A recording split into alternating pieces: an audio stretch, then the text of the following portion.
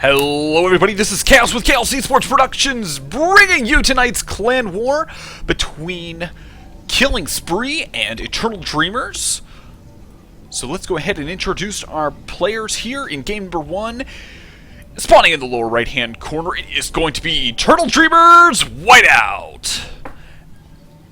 And spawning in the upper left-hand corner here on this newly designed star station, it is Killing Spree's Fabs.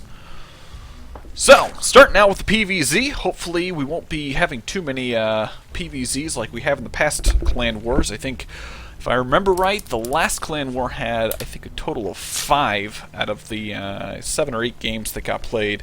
Or, I guess it would be 7 or 9 games. But yeah, just tons of Protoss versus Zergs, so we'll have to see if we get that kind of thing going on tonight. Now, personally, I don't know anything about Killing Spree, so we'll have to see how they match up. Can I invite in game? So, we'll go ahead and start talking about this game. So, looks like Whiteout is probably going to be going for in-gate, probably in one gate, or is it only casters? Yeah, right. Awesome. Okay, so yeah, we're probably... Ooh, actually, we're going to be seeing a Nexus first, which is a very, very nice little bold move.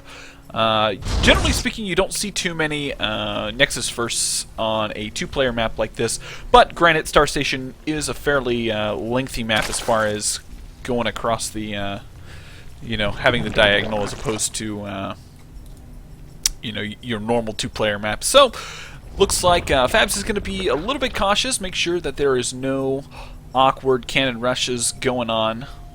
So, we'll have to see how this happens. Now, Whiteout is going to go ahead and do his scout, see how things are going. Obviously, this drone is just kind of chilling out, trying to figure out what's going on, and we'll have to see what Whiteout exactly does see. Now, he does spot the spawning pool timing. He knows that he's pretty safe for now. Doesn't have too much coming his way, and he does scout the first gas. So, looking at that, he's probably like, yeah, we're probably going to be seeing some early speed. Gateway's just going to be finishing up here, and he's going to probably go straight into a Cybernetics core. So, everything's looking pretty normal. Now, it is kind of interesting that he did only go for 1 gas. Now, normally speaking in Protoss versus... Actually, pretty much any matchup, Protoss tend to go for that 2 gas geysers as opposed to 1. So, we'll have to see what this indicates as we get a little bit later on. Obviously, he's not going to be taking too terribly fast, but maybe he's looking to do more of kind of like a zealot type timing before he tries to do anything else. So yeah, this probe is going to get scouted, so things are definitely looking pretty good. So, a couple zealots now coming out. So basically at this point, Whiteout's pretty well defended. The only thing that he has to worry about is a huge Ling run by, because obviously since Fabs pretty much knows that this wall isn't here, he knows he might be able to expose that fairly easily. Now, Fabs is going to go ahead and take a very, very early third, which I guess is... okay, maybe if you stop messaging me, I'll put it into whatever. I can't do that in this overlay, so unfortunately. So yeah, so 2 zealots are going to be going out on the field. Basically going to hopefully poke out and scout that 3rd base. Now, actually, the 3rd base has already been scouted, so it does look like he's going to be applying just a little bit of pressure. With the mothership core out there, he's definitely going to be able to, should have enough energy to recall if anything goes too terribly awry.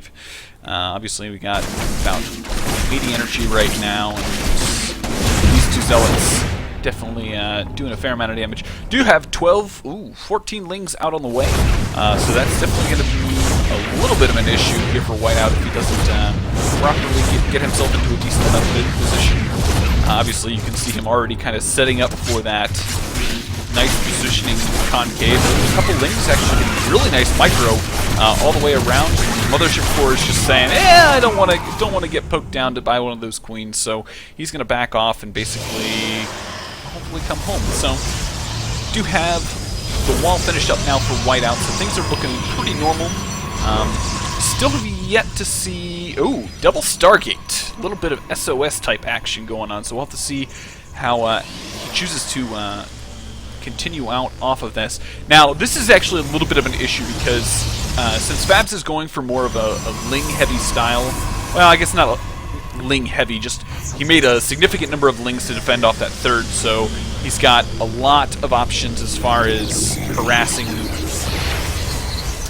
here for now, so Whiteout definitely needs to hold this wall as much as he can while these first few Phoenix are going to come out. So Roach Warren is down, so it does look like he is going to be favoring probably a Roach Hydra composition, which isn't too surprising. That tends to be my follow-up in this matchup, just because, you know, going for when you see Stargate going down, you're not typically going to immediately go into Muta because obviously Phoenix do quite a bit of damage against Mutas. So Spore Crawler's already on the way for Fab, so my guess is not a whole lot of damage will get done to the mineral lines. Obviously, he still needs to worry about the Overlords getting taken out. And now with the lair going down, it looks like several more gas are going to be taken. That'll probably be more or less for Hydras, would be my anticipation for that. So yeah, so Whiteout's doing a pretty good job. Obviously forcing a lot of Spore Crawlers out of his opponents, so definitely minerals that don't want to be wasted, or drones for that matter, that don't want to be wasted. So he's going to be able to pick off just a few little things. Looking at the Mutas lost tab, obviously lost a significant amount of stalkers, wow, Lings there early on, but at the cost of those 3 zealots that get taken out. So one of these queens is actually going to get picked off, which is actually a very, very nice win for Whiteout. So definitely going to need to recover from that. We've got another queen already on the way, and more Spore Crawlers are being forced as a function of this. So yeah, things are looking really, really good for this Phoenix play. Obviously, he needs to be very, very careful not to lose a couple of those Phoenix, but we do have a Ling run by coming down here. Just gonna see if it can poke in here. +1 is finishing up, so these Phoenix are definitely getting their money's worth and biding enough time for a ground army transition potentially. And now he needs to focus a little bit more on these Phoenixes. A lot of them taking some significant hits from these Spore Crawlers, and obviously this hallucinated Phoenix is not really doing much. So third base now being taken by Whiteout. Definitely going to put himself into a very, very good position to go into the late game. So with Hydralisk now spawning out on the field, looks like Whiteout's going to be backing off a little bit. Now granted, with the number of Hydralisks that are out here already, I wouldn't be surprised if he actually comes in here and starts to pick them off, because in low numbers, Hydralisks really aren't that effective against Phoenix, so we'll have to see. He really needs to fix this rally point. A couple of Phoenixes are kind of just sitting astray for no good reason, so that's definitely not looking good. We also got, okay, nice warp gate research. It's all done. Now we do have a 4th base on the way for Fab, so he's definitely looking to put himself into a pretty decent position. I'd say for the most part, both players are relatively even. Obviously, generally speaking, Zerg tends to be higher on the supply count, but things are definitely looking pretty good. Ooh, a little bit of a misclick there. Definitely needs to get that fixed. A couple probes just chilling out. Okay, so now that's all taken care of. Hydralisks are now starting to march across the field. We'll have to see how much damage this can actually get done. So, Spire is actually also on the way, which is kind of interesting. So it looks like he's going to be trying to do maybe a Corruptor transition a little bit later. So we'll have to see how that works out for him. So Overseer's gonna get taken out, and this is kind of an interesting little twist. Switching over to Void Ray, so we're going for a kind of Void Ray Zealot composition. Still a ton of Phoenixes out on the field, picking up a lot of these Hydras and actually doing a significant amount of damage. He really needs to be very careful though, not to lose off these Phoenix, because these Phoenix actually have done, paid more than dividends for where things are at. So. But Fabs is feeling pretty comfortable to go ahead and take his 5th base. Losing a lot of drones here, though. So yeah, it's kind of hard to say what Fabs wants to do. Obviously, he's got 6 Corruptors on the way and a single Mutalisk. I'm not sure I understand why that, but okay. I guess whatever floats your boat. And yeah, things are just starting to round out as far as the tech goes for Whiteout, going ahead and getting his Templar Archives as well as Robotics Facility, just in case he needs to do a tech switch over into like Archons and things like that. So 11 more mutas out on the way. Definitely going to put his Fabs' air army in a way better position than it was before. But obviously, looking at upgrades, okay, so yeah, so Whiteout's still on 000 upgrades as far as air is concerned, so he's been focusing very, very heavily on the ground upgrade, which is kind of interesting. So yeah, so pretty much the same composition that we've been seeing. The Phoenix have been doing a really, really good job of harassing. Ooh, gotta be very, very careful about that. I don't need any of those Hydras picking them off. Now, the Mutas and Corruptors are getting into position, so my guess is what will probably happen is the Hydras probably need to get into a position kind of here around the 3rd, right before the Mutas come in here. But Mutas are going to come in here to the natural and actually do a fair amount of damage to this probe line. And we'll have to see when he chooses to back out of this. Now, obviously, since these Phoenixes appear to be the only thing on the on Whiteout's hotkeys, so he's actually not moving his entire army, which is a little bit of an issue. Photon Overcharge just now going down, and actually, with all these Void Rays coming, ooh, Corruptor's just absolutely melting to these Void Rays. So things, significant amount of damage got done to the economy of Whiteout, but I think overall, Whiteout did a halfway decent job defending it. So it'll be interesting to see whether or not Whiteout chooses to counter this. So things are looking pretty decent for both players still. I wouldn't say that there's any, you know, lead per se to any single player, because they're still fairly close, but we'll have to see how this all turns out here in the end.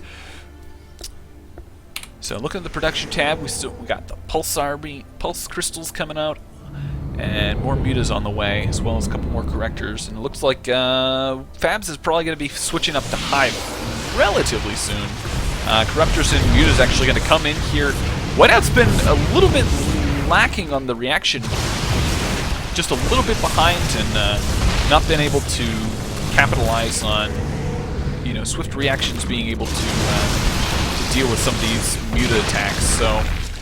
So yeah, so the armies are more or less just following each other at this point. Ooh, got to be very, very careful not to lose too many of these Phoenixes, because actually that's what's kind of keeping him alive as far as the mutas go. If you lose too many of the Phoenix, the mutas are just going to take over. Now, granted, Void Rays aren't too terrible against Mutalisks, but looks like Fabs is going to just walk into this army, and actually one of those mutas is going to go down more or less for free. So yeah, so things are still looking. So many Zealots, holy cow! Almost just a little bit over a page worth of Zealots. So Hydralisk now attacking the natural, and actually going to get cleaned up very, very swiftly to those mutas now coming in, doing a significant amount of damage to the mineral line once again. Ooh, some very, very good storms going off. A lot of damage going down to those Corruptors, and a lot. The muta number still is picking up though, so we got a little bit over a page, almost a page and a line worth of mutas. These Phoenix are actually doing a significant amount of damage to these Corruptors, so both players need to be very, very careful. Obviously, microing little by little, trying to make sure that everything goes as smoothly as possible. Now, one thing that I don't quite understand is why Whiteout really hasn't kept his army together. Obviously, the Phoenix are a little bit more mobile and can do a little bit more of the harassing against the mutas now with the whole solar crystals finished. But I would think that he would want to keep at least his Void Rays kind of in the same relative vicinity. That way, in case the Corruptors come in, and they can at least trade efficiently. So Muta's now going to be coming around to do a little bit of damage onto this 4th base. So we'll have to see whether or not Whiteout will be able to defend it now. The Void Rays are actually getting, ooh, a very nice storm. All of the Mutas pretty much going down about 5th health. Significant amount of damage. So Phoenix coming in now, poking down some of these Corruptors. Yeah, Whiteout really needs to make a decision whether or not he's going to try and push this out and actually do anything. Obviously, with the Phoenix moving his opponent back down to his 5th base, he really needs to go ahead and commit. Looks like we might get that commit. So let's see if these storms go off. Some very, very nice fungals. A lot of those Void Rays more or less get all of their shield down, so he's going to be very, very careful. Yeah, this 5th base is more or less in trouble, but this Ling Rumbai is going to do a significant amount of damage.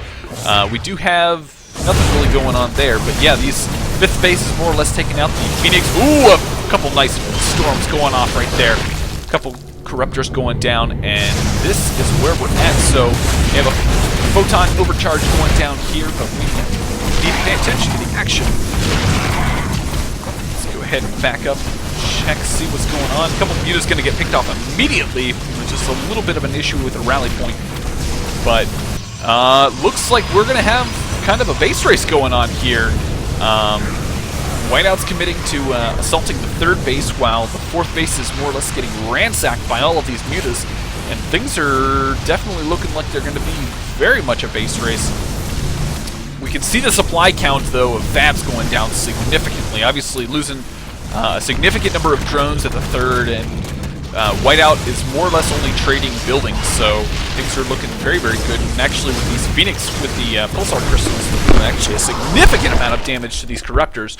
So basically we've got the main army of Whiteout just kind of dealing the significant amount of economic damage to the 4th and the 5th, soon to be the 6th of Fab. So Fab definitely needs to be a little bit more careful about how things are going.